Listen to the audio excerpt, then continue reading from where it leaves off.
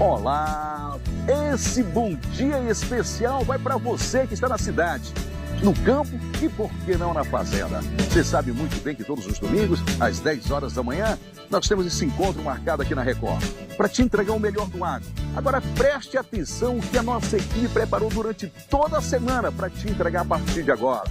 Claro, com a sua participação, como sempre, pelo 988-29-0125. Mande a sua mensagem para a gente. Diga onde você está assistindo o nosso Agro Record. Preste atenção que nós preparamos para ti, hein? Vai vendo?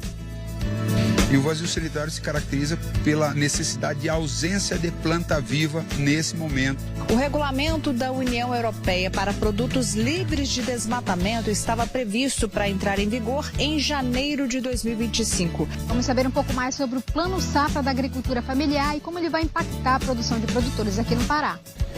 Veja a produção e incentivo à cococultura no Pará e no Brasil. De janeiro a setembro deste ano, as exportações de carne de frango acumulam alta de 0,6%. E a exportação de frutas exóticas está crescendo no Pará.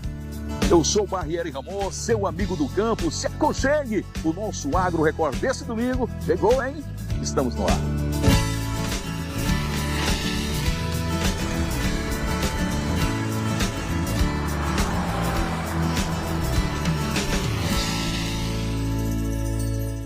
Hoje vamos começar o programa falando do nosso amigo agricultor familiar e do Plano Safra. Essa reportagem você assiste a partir de agora. Adriele Brito. Seu Edson é um dos mais de 10 milhões de agricultores familiares do Brasil. Foi há pouco mais de 3 anos, com a ajuda da esposa e sobrinhos, que ele começou a produzir hortaliças na pequena propriedade da família, na Ilha de Outeiro, em Belém do Pará. E eu iniciei com um recurso próprio que eu consegui do meu antigo emprego. E foi com esse recurso que eu comecei a montar esse negócio aqui. E agora a gente, com a experiência, já superando as dificuldades, a gente já começa a ter um resultado satisfatório e também mantendo uma entrega mais regular para os clientes. Por causa do crescimento da demanda, o produtor que trabalha com a técnica de hidroponia quer ampliar as instalações e aumentar a produção. Mas para isso, ele aguarda a aprovação de um crédito rural. A espera pela liberação do recurso já dura mais de 2 anos. De acordo com um levantamento da Confederação Nacional dos Trabalhadores Rurais, Agricultores e Agricultoras Familiares, a Contagem, a agricultura familiar responde por 40% da renda da população economicamente ativa de 90% dos municípios com até 20 mil habitantes. Isso significa que essa atividade faz o dinheiro circular nas pequenas cidades do campo, gerando emprego e mais renda para a população. Foi por causa dessa importância para a economia que o segmento ganhou atenção no governo federal com o lançamento do Plano Safra da Agricultura Familiar 2024-25. O Plano Safra é um programa anual do governo federal que oferece crédito rural, incentivos e políticas públicas para o setor agropecuário brasileiro. Ele é dividido em linhas de créditos específicas para a agricultura familiar e agricultura empresarial. O PRONAF, Programa Nacional de Fortalecimento da Agricultura Familiar, é o principal programa do Plano Safra para a agricultura familiar, oferecendo crédito com taxas de juros subsidiadas e prazos de pagamento facilitados. A partir deste ano, mais de 76 bilhões de reais estarão disponíveis para o agricultor familiar através do Plano Safra. Segundo o secretário de Agricultura Familiar do Pará, Cássio Pereira, mais de 1 bilhão de reais são aplicados todos os anos nesse segmento aqui dentro do estado. Mas cerca de 90% desse valor acaba sendo destinado à atividade pecuária, que também tem uma grande força entre as famílias de produtores. Anualmente se aplica aqui no Pará, se nós analisarmos os últimos 3 planos safras, em torno de 1 bilhão e 400 milhões de reais, tá? E a gente executa em torno de 14 a 15 mil contratos de Pronaf. Isso já é suficiente, mas a gente precisa avançar mais, tá? A gente precisa, pelo menos, duplicar ou triplicar esse número de contratos e, da mesma forma, triplicar os investimentos, tá? Porque, e se a gente redireciona esses investimentos nessa linha da sociobioeconomia, são questões centrais. Então, esse é um desafio, a ideia central, esse é o nosso esforço, alinhar o Pronaf com o plano da agricultura familiar, fazer uma compensação melhor de investimento na agricultura, proporcionalmente com a pecuária, poder incentivar todos os mecanismos, existem, as linhas estão, se você quer plantar dendê, se você quer plantar cacau, açaí, tem a oportunidade, não é só para o gado. Apesar de ocuparem 75% das propriedades rurais no Brasil, apenas 15% dos produtores familiares têm acesso ao crédito rural. Uma das dificuldades impostas para que esse produtor tenha acesso a esse crédito é justamente a regularização das propriedades. Olha, na minha opinião, é justamente isso. Existe a questão burocrática, né? Eles parece que liberam mais para grandes projetos e a agricultura familiar fica um pouco mais aquém dessa demanda. Aí eles vêm fazer o levantamento e a nossa produção, como é que é, aí vai para análise. E no caso aqui demorou um pouco, e depois pediram mais uma reavaliação, fizeram uma reavaliação do projeto e fica assim, tipo, nessa demora. Para ter acesso ao crédito rural, o produtor precisa passar por uma avaliação da documentação necessária e aguardar uma resposta da instituição financeira por onde ele deu entrada no pedido. No caso do seu Edson, com a ajuda dos órgãos de apoio ao produtor familiar, um grande passo já foi dado.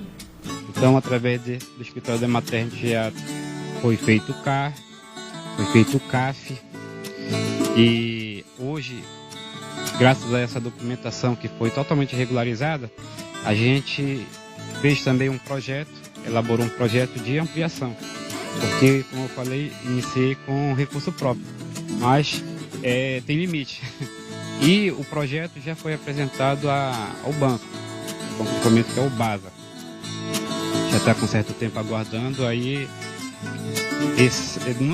no que depende da Emater, já foi feito toda essa parte de levantamento, de documentação e tudo. Então a gente está dependendo agora do banco.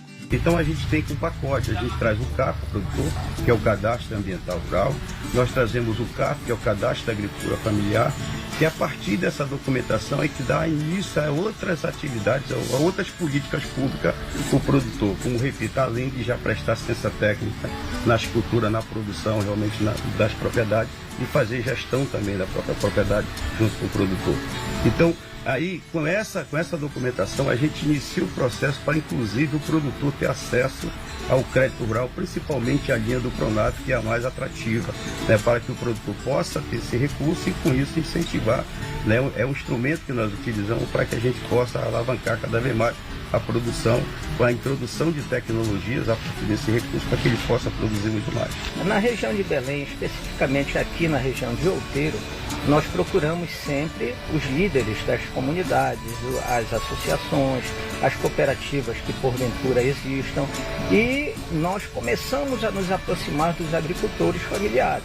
Verificamos aqueles que já exercem a atividade e têm um verdadeiro potencial para desenvolver ainda mais sua atividade, e começamos a estreitar esse laço.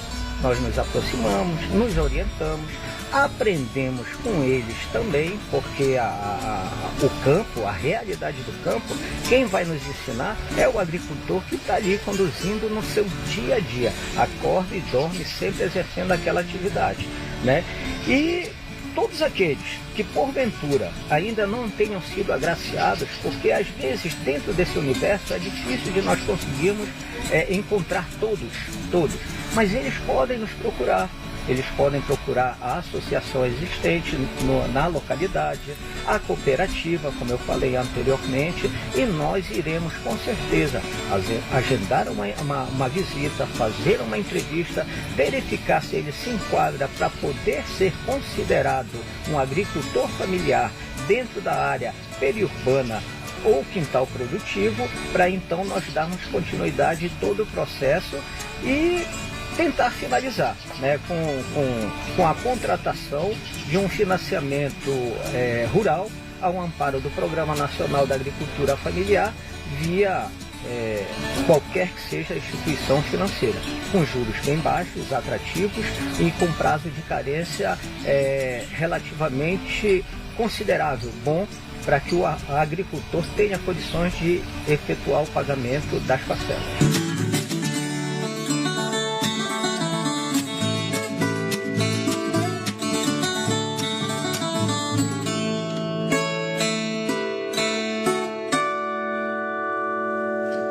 Assunto importantíssimo. A agricultura familiar é fundamental para o nosso país.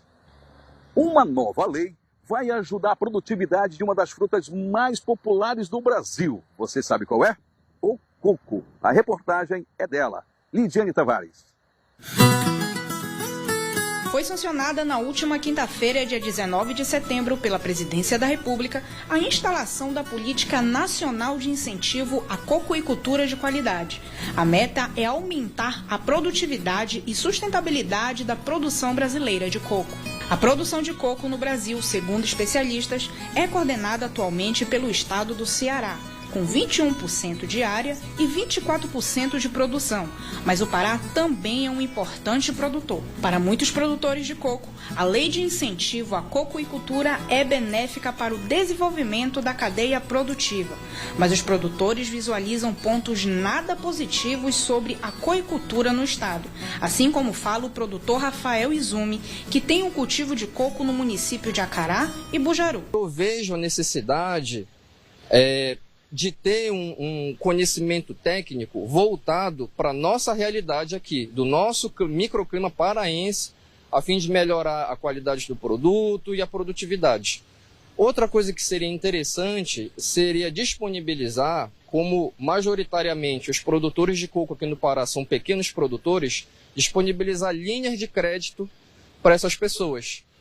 E outra coisa que seria interessante, vamos formar um tripé, seria melhorar a logística dessas pessoas. Esses pequenos produtores estão concentrados em municípios como Acará, Bujaru, Moju, e nesses municípios é comum o tráfego de veículos em estradas vicinais, em ramais, de chão batido. Então, se houvesse uma preocupação maior na manutenção, no zelo dessas estradas, especialmente nesse período agora que nós estamos, de verão amazônico, isso facilitaria muito o trabalho desses produtores para eles poderem escoar o produto deles. A lei debatida no Senado busca fortalecer a cadeia produtiva do coco no Brasil, com incentivos à exportação, produção e pesquisas tecnológicas. A lei prevê apoio a pequenos agricultores e à produção orgânica, e entre outras medidas com a finalidade de ampliar a produção e o processamento do coco, estimulando o consumo interno e as exportações, além de possibilitar a articulação com outras políticas públicas para otimizar o desenvolvimento da cocoicultura.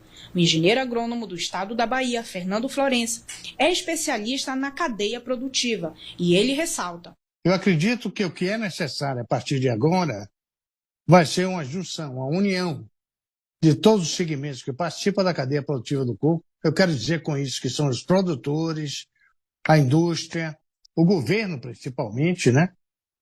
E a gente se unir e estabelecer programas estaduais, né?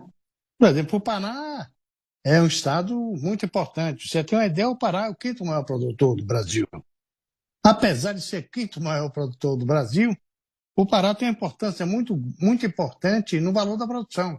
Ele é o segundo maior do Brasil em termos de valor da produção. E é o quarto em termos de produção de toneladas. Vocês têm no estado do Pará a maior empresa de coco do mundo.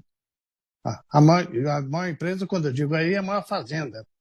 Uma fazenda que tem mais de 1,5 milhão de pés de coco. A produção de coco no Pará é caracterizada pela desconcentração geográfica, com o cultivo se deslocando pelas regiões. O município de Moju tem um aumento consecutivo da produção ao longo dos anos. Ano passado, o município teve um valor de produção de mais de 250 milhões de reais. Nós trabalhamos com alguma coisa em torno de... Alguns estados você tem 100 milhões, 200 milhões. Por exemplo, o estado do Pará é o segundo, não é? Em termos de potência, de mais geração do valor bruto líquido da produção. Né?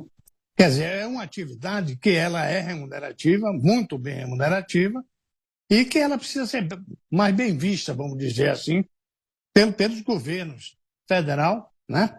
Ela tem esse passo inicial, que é o programa. O que nós precisamos é operacionalizar esse programa. Ele não pode ficar apenas como um documento bem escrito, aprovado pelo governo e parar por aí. Nós temos que operacionalizar isso e, para isso, nós precisamos da união da cadeia de produtores, de industriais, do governo, no sentido que a gente venha se unir, inclusive agentes financeiros, né? Porque o crédito, por exemplo, do coco é inadequado.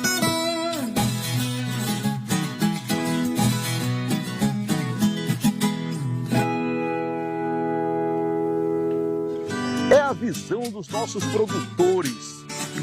Parabéns.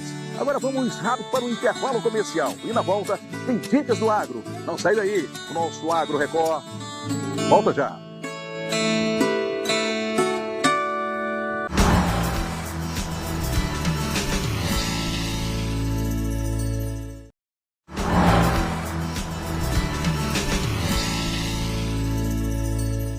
Estamos de volta com o nosso Agro Record. É a hora do agro pelo Brasil. Vamos falar de café. No mês passado, o Brasil bateu o recorde de exportação desse produto delicioso, que é o café. É o que você vai assistir a partir de agora. É o Agro pelo Brasil.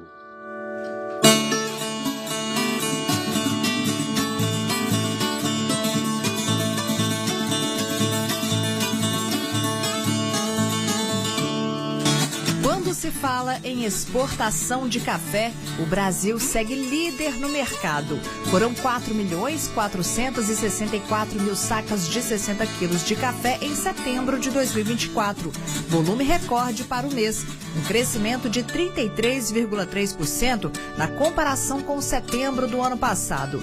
Os números foram divulgados pelo Conselho dos Exportadores de Café do Brasil. Nós temos números muito expressivos, muito importantes para o nosso setor. Tivemos um recorde da nossa série histórica para o mês. Recordes em receitas, tanto em dólar, 1,19 bilhão, crescendo 85%, quanto em reais, 6,6 bilhões de reais, crescendo 107%.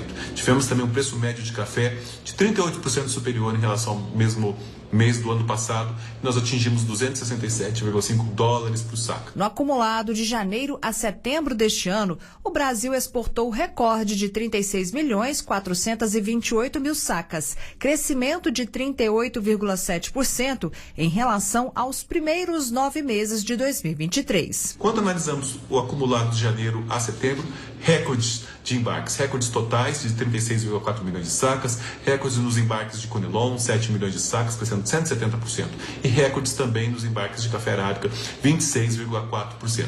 E também nas receitas, o total do mês entre janeiro a setembro desse ano, nós embarcamos 8,45 bilhões de dólares, mais de 50% de crescimento, e 44 bilhões de reais, quase 60% de crescimento. Números muito expressivos. Os Estados Unidos seguem na liderança de compras dos cafés do Brasil. O país importou 5.770.000 sacas de janeiro a setembro deste ano, crescimento de 31,9% na comparação com os 9 primeiros meses do ano passado. A Alemanha adquiriu quase 5.400.000 sacas e ocupa o segundo lugar no ranking. Na sequência vem Bélgica, com a importação de mais de 3.300.000 sacas, Itália, com pouco mais de 3 milhões de sacas, e Japão, com 1.633.000 sacas de 60 quilos.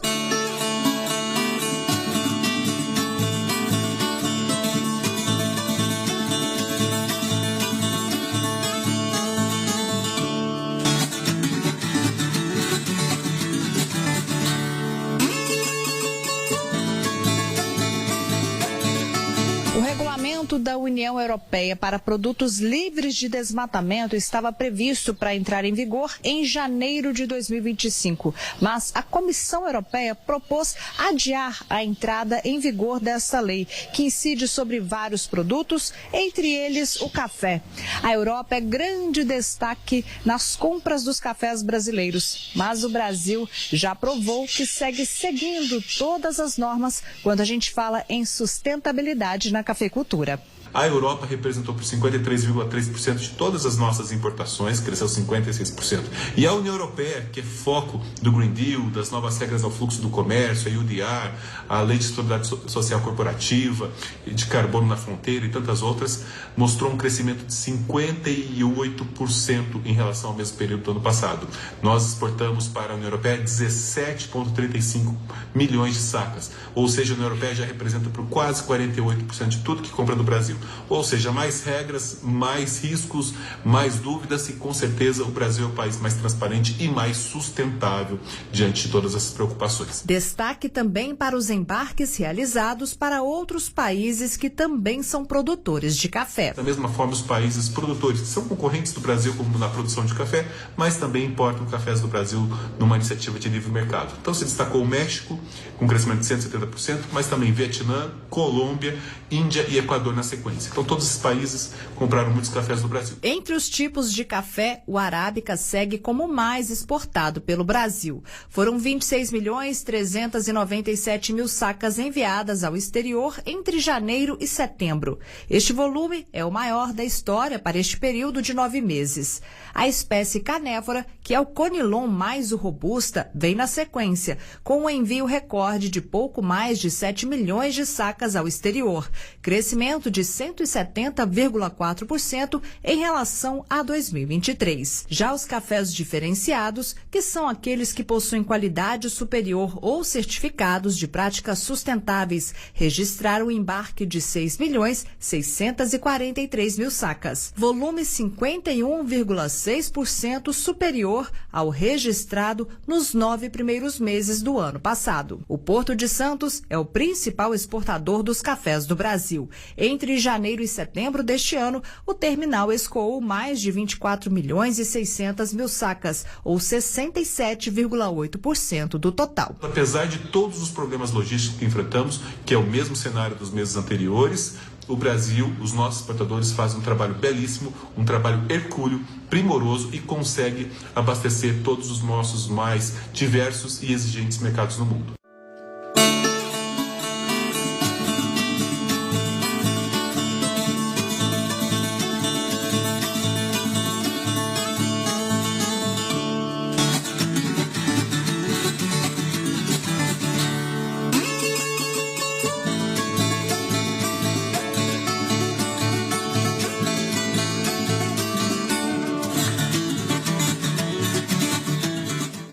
Nós falamos de exportação de café, mas aqui no Pará tem empresa querendo exportar frutas exóticas. Como assim? Carla Moura, conta pra gente.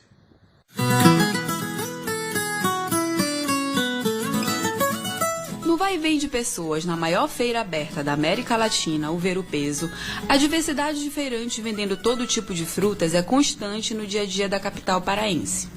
E lá, em meio a muitos vendedores e compradores de frutas, fomos perguntar se as pessoas sabem o que são frutas exóticas. A Samara veio da Ilha do Marajó em Breves para comprar frutas. Você sabe o que são frutas exóticas? Não. Tem nem ideia. Feirante há 10 anos, Diego Alves vende frutas de diversos tipos. Frutas exóticas, não sei de falar, mas eu acredito que pitaia seja uma fruta exótica, né?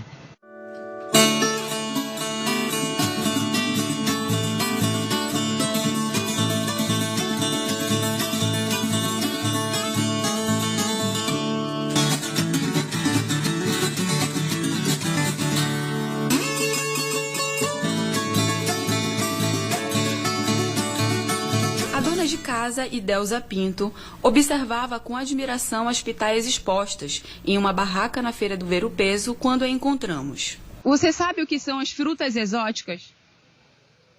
Não, gostaria que você falasse, porque até então, né, a gente come, gosta, e não sabe. As frutas exóticas, basicamente, são frutas originárias de regiões diferentes de onde são comercializadas. A exemplo da pitaia, originária do México e de países da América Central. Mas há outras características que fazem com que as frutas sejam intituladas exóticas, como a aparência, as cores, formatos e diferentes texturas. E você sabia que o estado do Pará já exporta frutas exóticas? Fomos até uma propriedade no município de Santo Antônio do Tauá, distante cerca de 70 quilômetros da região metropolitana de Belém, para conhecer de perto a produção de diversos tipos de frutas exóticas. Lá, fomos recebidos pelo proprietário da empresa Amazon Frutas, que nos explicou mais detalhes sobre as peculiaridades das frutas exóticas. O exótico está mais relacionado à particularidade dessa cultura. Então, geralmente, as frutas exóticas, elas não são produzidas em qualquer bioma, em qualquer clima, em qualquer região. Então, geralmente, é uma região mais restrita, em condições muito mais restritas, o que torna a oferta dessa fruta no mercado mais privada, né? O que acaba gerando muito valor agregado, por conta da própria oferta de mercado, né? E o acesso a essas frutas é mais seleto. Então, o público é mais seleto, e isso tudo torna essa fruta mais exótica. O acesso, o consumo mais limitado, né? O produtor conseguiu diversificar a produção, sendo a maioria cultivada em Santo Antônio do Tauá e a pitaia no município de Tomé-Açu. Hoje trabalhamos com quinquã, né, laranja quinquã, duas variedades, tem que a gente chama de doce, azeda ou comprida. Temos a carambola, o mangostim ou mangostão, o rambutã, a pitaia e o jambo rosa. Temos o abil, que já é nativo, né? Ele é mais da nossa região, que para outras regiões é exótico, né? Ninguém nunca viu falar, é uma fruta bem diferente.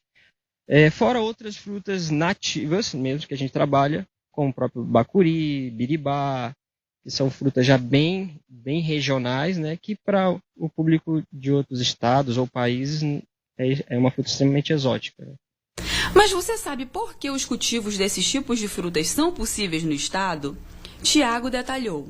Então, o principal motivo são as condições climáticas, né? Então, são frutas que em outras regiões ou países são produzidas, são nativas, mas que têm bioma, né, condições climáticas semelhantes ao nosso. Então, são frutas que se adaptaram muito bem à nossa região.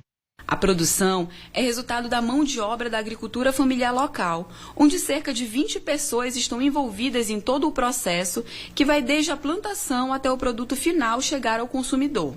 E agora a gente está aqui com o seu Pedro, que depois de 6 meses vai colher uma dessas frutas que também é considerada exótica, a quinquã. Ela pode ser colhida assim, olha, quando ela está amarelinha. E ela também é conhecida como laranja de ouro. Em 2023, ela foi considerada uma das frutas mais saborosas do Brasil. A grande parte da produção é destinada para a região sudeste. E em termos de exportação, as frutas estão sendo comercializadas para a União Europeia. Tiago nos explicou que, além das questões climáticas, há outros fatores que favorecem a comercialização das frutas exóticas. Alguma dessas frutas que a gente produz, tem uma janela de produção diferente, né? Uma sazonalidade diferente de outros países ou de outras regiões, o que torna para a gente uma oportunidade de negócio, né? Porque a gente consegue agregar mais valor devido à baixa oferta de outros lugares. E o processo de exportação funciona da mesma forma. A gente tem outros concorrentes em outros lugares do mundo, obviamente, mas a gente consegue encaixar em algumas janelas que não tem produção.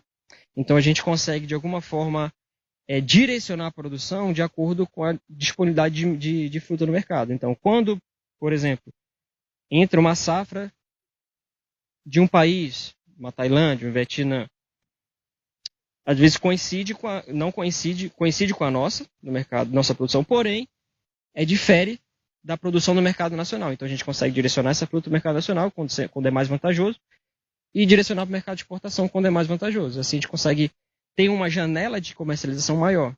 Diante da produção que só cresce, o estado da COP30 ainda tem alguns desafios para a produção de frutas exóticas, mas já recebe apoio para o crescimento da produção e o incentivo à agricultura familiar. Hoje a maior dificuldade, eu vejo, é a logística, né? Hoje nós temos, como a Amazônia, ainda um desafio muito grande logístico. Então, a baixa disponibilidade de malhas aéreas, voos cargueiros. Nós temos hoje uma região portuária, né, que ainda é um pouco limitada em termos de uma atenção especial para a fruta. A gente tem para commodities, a gente tem para soja, né, mas para frutas ainda também um pouco baixa. Então a gente tem essa dificuldade logística. Em relação à produção, hoje a gente tem alguns suportes, né, de algumas instituições que apoiam o próprio Sebrae, a própria FAEP, a própria Apex Brasil, que é mais focada para a exportação. A gente tem esse aporte deles como parceiros e a gente tenta trazer isso para o produtor. Então, a falta de informação, principalmente do pequeno produtor e familiar, é uma dificuldade. Então, a gente, como hoje um braço, né, de parceiro do produtor, é trazer esse conhecimento técnico necessário para que ele adeque a produção, melhore a qualidade do produto, né, dentro não só das exigências nacionais, né, sanitárias, mas de um país que tem outras exigências. Então, a gente precisa adequá-lo para isso. Então, hoje, a parte logística é um problema, há um desafio para nós, não digo um problema, mas um desafio a ser superado. E a outra é esse suporte ao pequeno produtor. Então, a gente acaba fazendo essa ponte entre essas instituições que estão ali para assistir os pequenos e produtores familiares. Então a gente atrai isso, né, fomenta isso e está junto com o produtor, dando a garantia de comercialização, abrindo novos mercados, mostrando essas outras perspectivas de mercado para ele consiga enxergar uma rentabilidade maior do seu produto, um mercado mais interessante, mais sólido, mais consolidado.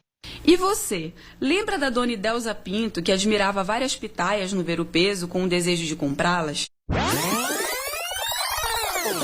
Pois é, ela faz parte do grupo de pessoas que são fãs de pitaia, o que confirma o que o Thiago nos contou sobre a fruta ser uma das preferidas dos consumidores de frutas exóticas. Hoje a pitaia, né, criou gosto, né, entrou como uma das principais frutas aí de consumo diário. Então, tanto no mercado local, hoje, boa parte da produção é consumida no mercado local, né? Então, fora as várias aplicações que ela tem hoje, devido à sua colorização, pigmentação, benefícios, né? Então, a área de cosméticos, frozen, hoje se usa muito na região sudeste, ela com mix com açaí, então casou muito bem. Então, o consumo dela é muito maior. E é uma fruta já mais conhecida no mercado global também.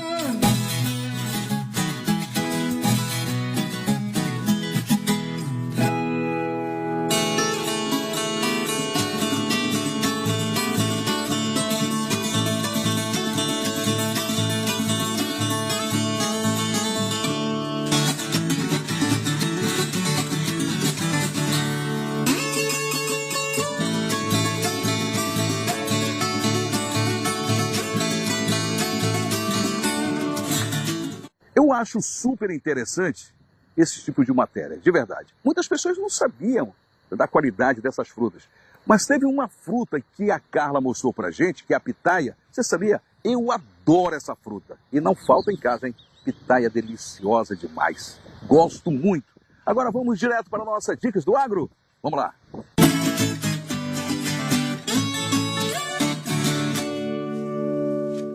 A dica da semana é para o agricultor que quer emitir o Cadastro Nacional da Agricultura Familiar, o CAF. Quem explicou para a gente foi o chefe do escritório da Emater de Belém, Emerson Penha. Para a emissão do CAF, torna-se necessário, primeiro, que ele exerça a atividade agropecuária, a nível familiar. O trabalho, a mão de obra tem que ser a familiar. E é exigida uma série de documentos e entrevista e vistoria in loco da sua atividade desencadeada na propriedade. A mesma situação se dá para inserção para emissão do cadastro ambiental rural. Né? O cadastro ambiental rural, diferente do que muitos pensam, ele não dá regularidade fundiária, e sim regularidade ambiental.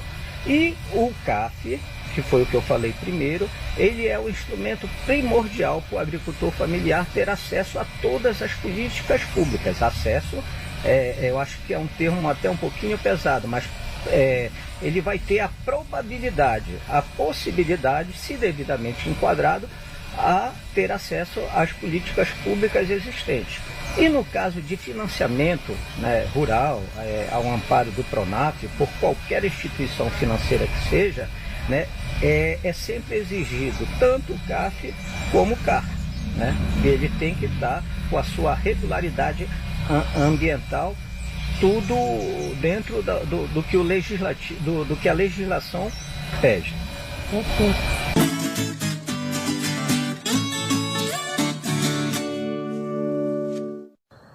Você quer fazer alguma pergunta para a gente? Seja muito bem-vindo, seja bem-vinda. Aqui está o nosso número 98829-0125. Mande a sua pergunta para a gente, que a nossa produção te responde. Eu quero agradecer de coração, viu, essa grande audiência do nosso Agro Record. Seja você na cidade, você no campo, você no interior, você na sua casa de praia, você na sua roça. Mande foto para a gente, mande a sua mensagem. Quer a nossa equipe aí com você? Para todos nós é uma honra mostrar o teu trabalho aqui no nosso Agro Record. Vamos rapidinho para o intervalo comercial. E o nosso Agro Record volta já.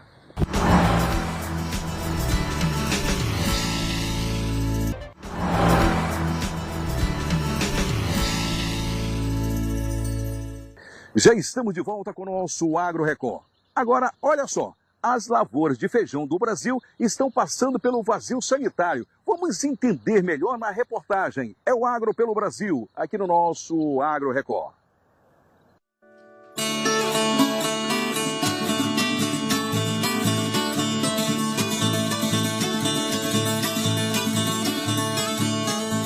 Literalmente um grande vazio.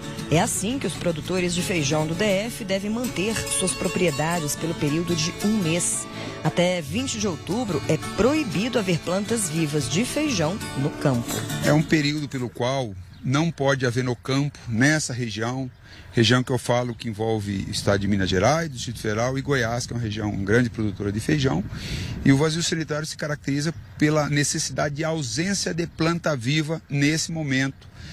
A partir do dia 20 de setembro até 20 de outubro. O vazio sanitário do feijão foi instituído por uma portaria em 2013.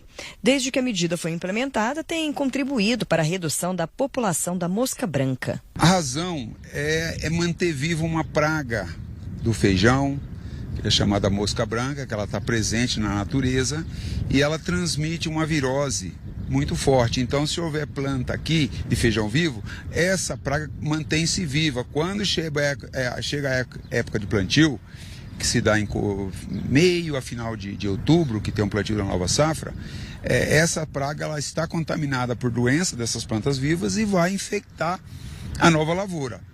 E trazendo prejuízos enormes, inclusive para o país. Né? Lembrando que o feijão é uma cultura de alimentação do povo, de segurança nacional, vamos dizer assim. Muito importante. Então, o vazio sanitário é para reduzir muito o potencial de dano dessa virose que é transmitida pela praga, pela mosca branca. Durante o vazio sanitário, o terreno que vai receber as sementes do feijão fica desse jeito aqui, ó, vazio, sem nenhuma planta viva. O visual que a gente tem é justamente esse, de um terreno com muita palha. Nesse caso, essa palhada, ela é do milho, que foi a última safra colhida neste terreno. E não está aqui à toa, não. A palhada do milho, ela serve também para proteger o solo dos raios solares nessa época de seca. E para proteger também da grande quantidade de água quando a chuva chegar. Além disso, a matéria orgânica dessa palhada penetra no solo. Ou seja, durante o vazio sanitário, esse terreno que está vazio, ele já está sendo preparado para receber a safra do feijão. César tem uma propriedade na área rural de Planaltina. Ele já teve prejuízos por causa da mosca branca. Hoje é um trabalho mútuo, né? É questão de todos os produtores se adequar a essa questão do vazio, porque não só a gente, nós produtores aqui do DF, mas no entorno, outros estados, estavam sofrendo muito com a questão da mosca branca, né? Então, assim, foi um trabalho junto com a Embrapa, que eles acabaram vendo que a melhor saída do que usar produto químico era a gente trabalhar com vazio, né? Para ter um intervalo e tentar dar uma quebrada no ciclo da mosca branca, né? E é importante que todos façam isso, não só você estava até explicando, né? Se tem uma propriedade aqui perto que não respeite, isso vai prejudicar você também? Exatamente, isso aí é um trabalho que se eu fizer e o meu segundo vizinho fizer e o terceiro não fizer, vai tudo por água abaixo, né? Porque dele já começa logo cedo já a multiplicar a mosca branca e aí quando eu e meu segundo vizinho entrar plantando feijão, já vai ter uma pressão muito alta, né? Você já teve problemas com a mosca na sua plantação de feijão? Já tive sim. Já tive sim. No passado, antes de adotarem a questão do vazio sanitário, já tivemos um problema muito grave já com a questão da mosca branca. E aí eleva muito o custo de produção também, né? Fora a perca de produção, muitos fatores negativos que traz. E hoje, como é que você já está se preparando, né? O período começou agora, mas embora esteja sem plantar, vocês já vêm trabalhando em cima disso há algum tempo para quando começar a assar? Exato. E agora a gente terminou de preparar a semente. Semente de feijão já estão todas classificadas, toda pronta. As minhas áreas agora, respeitando o vazio, foi feito calcário. E aí passado uma niveladora, que daí também assim, se tiver alguma planta involuntária, por acaso que nasceu, um feijão ou um pé de soja que nasceu, essa grade agora ela acaba arrancando, né? Então, assim, zero planta involuntária no meio das áreas nossas hoje. Só na propriedade de César são 275 hectares de terreno vazio e com palhada de milho. Nesta área serão plantados 14.500 quilos de sementes de feijão. A expectativa como o produtor rural hoje é brasileiro, né? Não desiste nunca, né? Então, assim, a gente está aí trabalhando, lutando para que seja um ano bom. Tivemos que enxugar, sim, muitos custos. Tivemos muito problema com essas oscilações de preço. Empresas que não estão conseguindo honrar compromissos, entendeu? Então, assim, a gente está enfrentando esse ano, está sendo um desafio muito grande. Questão financeira e questão climática, né? Mas a gente está trabalhando e, assim, estamos apostando que vai ser um ano melhor, sim, né? Os preços têm que ajudar também, né? Porque não adianta só ter produto e também preço não valer de nada, que acaba ficando no 0 a 0, né? Na última safra, César colheu 14 mil sacas de feijão. O importante é esperar que venha uma chuva calma e contínua, né? Que, igual o ano passado, a gente teve algumas chuvas ali em outubro, mas teve um corte muito severo de 15, 20 dias, dependendo do lugar, e o excesso de calor. Então, quem plantou logo de largada ali, teve muito problema com o replantio, né? A ideia agora é esperar, então, realmente esse tempo se firmar um pouquinho. Exatamente. Tem que firmar um pouquinho, tem que ter previsões boas e chuvas acima de 50 milímetros já para poder soltar o plantio.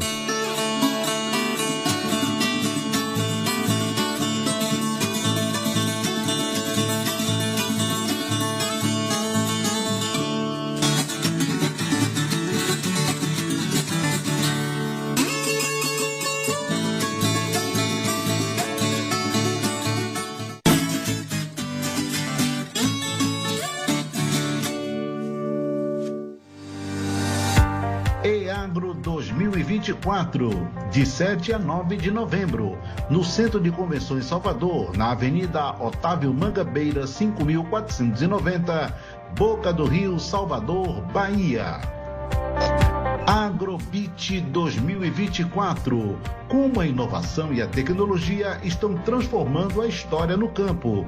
De 11 a 12 de novembro, no Parque de Exposições Governador Ney Braga, em Londrina, Paraná. FEICORTE 2024, Feira Internacional da Cadeia Produtiva da Carne, de 15 a 23 de novembro, no Recinto de Exposições Jacó Tozelo, em Presidente Prudente, São Paulo. FENA Soja 2024, 100 anos de soja no Brasil, de 29 de novembro a 8 de dezembro, no Parque de Exposições de Santa Rosa, Avenida Benvenuto de Conte 370, Glória, Santa Rosa, Rio Grande do Sul. Dinatec 2025, a maior vitrine tecnológica do agro no Vale do Araguaia. De 15 a 17 de janeiro, em Canarana, Mato Grosso. AgroShow Copagril, o futuro é o agro. Dias 8, 9 e 10 de janeiro. Na estação experimental da Copagril, em Marechal Cândido Rondon, na região oeste do Paraná. Cealba Show. Agro, a força que move o Cealba. De 5 a 8 de fevereiro em Itabaiana, Sergipe. Expocanas 2025, o maior evento de sucro energético de Mato Grosso do Sul. De 25 a 27 de março, em Nova Alvorada do Sul, Mato Grosso do Sul.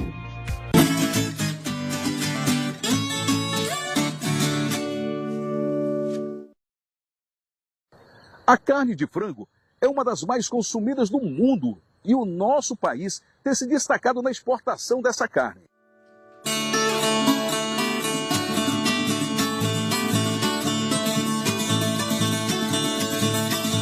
Setembro foi marcado pelo segundo melhor desempenho mensal da história das exportações de frango do país. 485 mil toneladas de carne de frango exportadas entre in natura e processados. O número representa um crescimento de 22,1% se comparado com o resultado de setembro do ano passado. Além do volume, o mês também registrou a segunda maior receita mensal já obtida pelas exportações de carne de frango do Brasil, com 953 milhões e 800 mil dólares, aumento de 32,6% que em setembro de 2023. Os dados são da Associação Brasileira de Proteína Animal. Quando olhamos o período acumulado de janeiro a setembro, o crescimento é de 0,6%, com 3 milhões 917 mil toneladas e receita cambial de 7 bilhões 273 milhões de dólares. Esses números são muito bons, confirmam as tendências que a BPA havia previsto lá no começo do ano.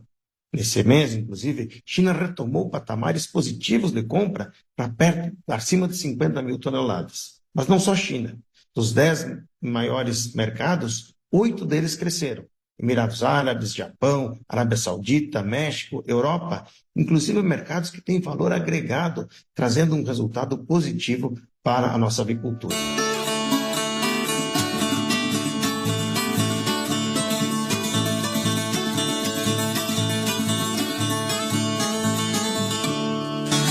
A China foi o principal destino das exportações de carne de frango. Foram mais de 55 mil toneladas em setembro, seguido de Emirados Árabes com 41,4 mil toneladas e Japão com 36,5 mil toneladas. O Paraná é o maior exportador de frango do país, com 195.600 toneladas em setembro, volume 20% maior em relação ao mesmo período do ano passado. Em seguida estão Santa Catarina com 105.600 toneladas, crescimento de 23,1%. Rio Grande do Sul com 63.200 toneladas, aumento de 12,4%. São Paulo com 28.100 toneladas, crescimento de 30,5%. E Goiás com 19.500 toneladas, crescimento de 3,4%. De janeiro a setembro deste ano, as exportações de carne de frango acumulam alta de 0,6%, com 3.917 mil toneladas. A receita chega a mais de 7 bilhões e 200 milhões de dólares. Ainda segundo a Associação Brasileira de Proteína Animal, o desempenho positivo registrado ao longo do ano deve se manter até dezembro. Nesse mês tivemos um pouco de efeito de um carregamento de algumas exportações do mês passado que haviam ficado acumuladas por problemas de porto, mas mais do que tudo se confirma a tendência e a média que está sendo feita nos primeiros 9 meses do ano é superior ao ano passado, demonstrando que o Brasil deve fechar o ano batendo recorde na sua exportação novamente, ajudando a segurança alimentar do mundo.